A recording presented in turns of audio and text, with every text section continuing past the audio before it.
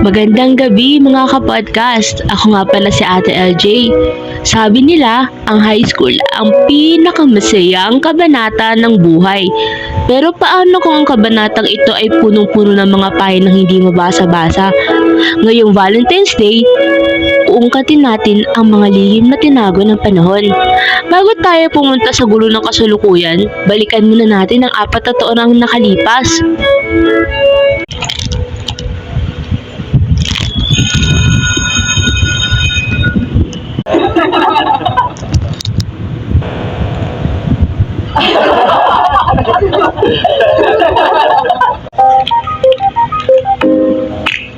Year 1, first year of high school.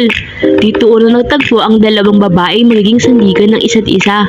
Si Anna ang tahimik na artist na laging may hawak na sketchpad at si Margie ang babaeng walang preno ang bibig pero ginto ang puso. Uy, Miss Artist, nahulog mo yung uli mo SM Carcot Pencil pala. Heto oh, Margie na pala. Huwag kang kailangan mo na bodyguard dito sa school. Masyado kong tahimik. Salamat Margie. Ako si Anna. Hindi ko lang talaga alam kung paano makipag-usap sa iba. Jules, huwag kang mag-alala. Ako nang bahala sa'yo. Simula ngayon, tayo na ang dynamic duo. Pero sa parehong taon, pumasok sa eksena ang golden couple ng campus. Si Marco ang star athlete na tinitingala ng lahat. At si Sophia ang perfectionist student leader na ayaw na nalalamangan. Hi Anna, nakita ko yung drawing mo sa Britain Bird. Ang galing mo naman. Pwede bang magpa-tutor sa class? Sige Marco, pwede naman. Marco, let's go! Coach is waiting and you, make sure hindi mo gaganabang bala at tining ni Marco. Doon nagsimula ang lahat. Para kay Anna, ang simpleng pagtutusure kay Marco ay naging isang malalim na paghanga, isang gabi noong 10th grade. Ibinuhos na ang lahat sa isang sulat. Grade 12, Valentine's Day. Dahil sa lakas ng ulan, natrap ang 4 sa loob ng activity center. Ang dilim ng silid ay kasing bigat ng atmosfera sa pagitan nila. Valentine's sa Valentine's, bakit kunto tayo? Birds, okay ka lang. Kanina ka pa nilalamig dyan? Okay lang ako, Margie. Sanay naman ako mag-antay. Can someone fix the light, Marco? Why I'm so quiet? Iniisip ko lang kung paano tayo mapapawi sa Sophia. Chill ka lang. Chill? Explain this, Marco. Bakit may sunat si Anna sa loob ng secret pocket ng wallet mo? Sulat? Sophia, akin na yan. Saan mo nakuha yan?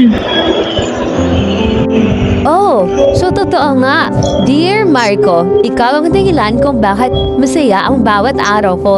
Kadiri, Ana. Akala mo pa papatulan ka ng isang Marco? Sophia, enough.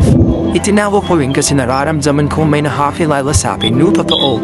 Pero itinawag ko lang yun, okay? Hoy Marco, itinago mo, pinapanood mo, masaktan si Anna sa malayo habang hawak mo yung damdamin ni sa wallet mo. Ang selfish mo. Marco, mas masakit malaman na hawak mo pala yan pero hinayaan mo lang ako magbukang tanga. Lumapit si Anna kay Sophia. Hinablot ang sulat at sa harap nilang lahat, dahan-dahang pinunit ito. Wala na ang sulat na yan, katulad ng nararamdaman ko sa'yo, Marco. Punit na rin. Margie, tara na.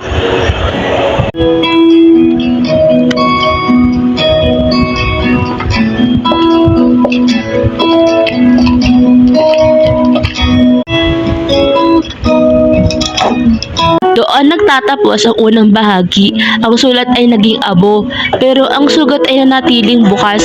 Ano ang susunod na mangyayari ngayong wala nang itinatago? Paano harapin ni Marco at Sophia ang lamat sa kanilang relasyon? At anong gagawin ni Margie para kay Anna? Ako si Ate LJ, ang pag-ibig ay parang bagyo. Kailangan mo muna masalanta bago mo makita ang bahaghari.